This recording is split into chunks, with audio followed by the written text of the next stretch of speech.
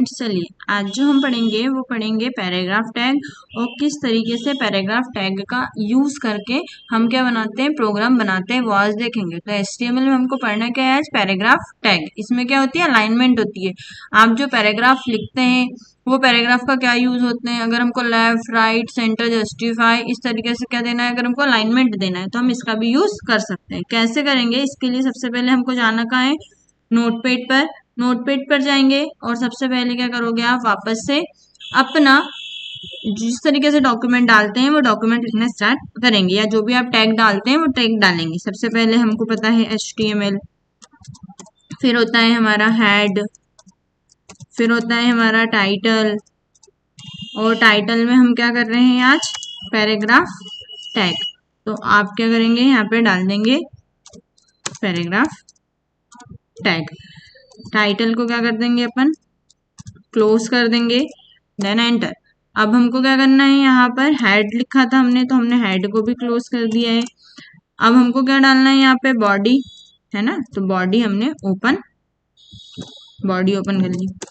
हम क्या पढ़ रहे हैं, पैराग्राफ टैग। नॉर्मल में डालती हूँ P पैराग्राफ टैग के लिए। क्या होता है कि अगर मैं P टैग डालती हूँ तो इससे क्या होगा कि आप जितने पैराग्राफ टैग ओपन क्लोज करेंगे उतने अलग अलग पैराग्राफ वाइज आपका डेटा दिखाई देगा। अगर मैं पैराग्राफ टैग नहीं डालती हूँ और इकट्ठा डेटा लिखती हूँ और एक स्टेप बाय स्टेप एक के नीचे एक भी लिखती हूँ तो उसमें क्या होता है कि आपका पूरा सीरीज में डेटा बता देता है, नीचे ऑटोमेटिक नहीं आता है। लेकिन यहाँ पर जब आप P टैग का यूज करेंगे तो आपको पैराग्राफ चेंज करने की जरूरत नहीं है, वो ऑटोमेटिकली चेंज हो जाता है। जैसे अपन यहाँ गए, अपन ने लिख दिया computer is an electronic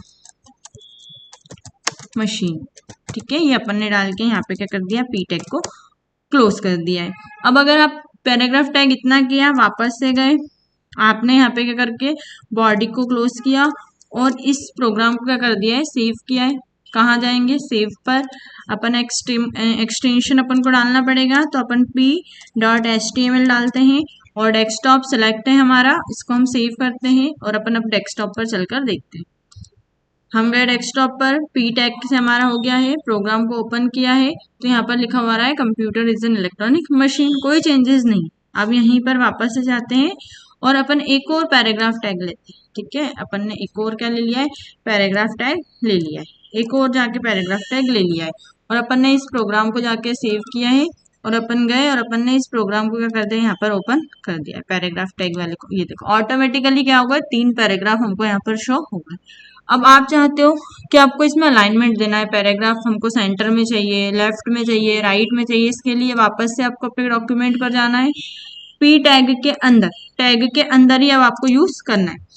ALIGN align is equal to double quote के अंदर आपको कहाँ चाहिए, ये सेंटर में, तो आपने सेंटर कर दिया। फिर यहाँ गए वापस से, ठीक है, ये किया। अब अपन ने एंटर।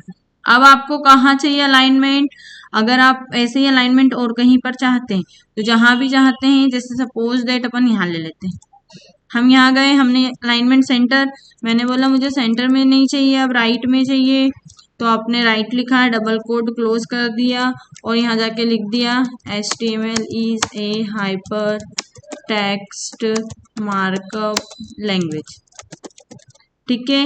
यहीं जाने के बाद अपन ने क्या कर दिया है, P टैग को क्लोज किया। ऐसे ही अगर आपको कोई प्रोग्राम लेफ्ट में चाहिए तो उसके लिए बाय डिफॉल्ट लेफ्ट में होता है, और जस्टिफाई से क्या होता है कि आपका पैराग्राफ इधर उधर रहता है तो एक समान हो जाता है।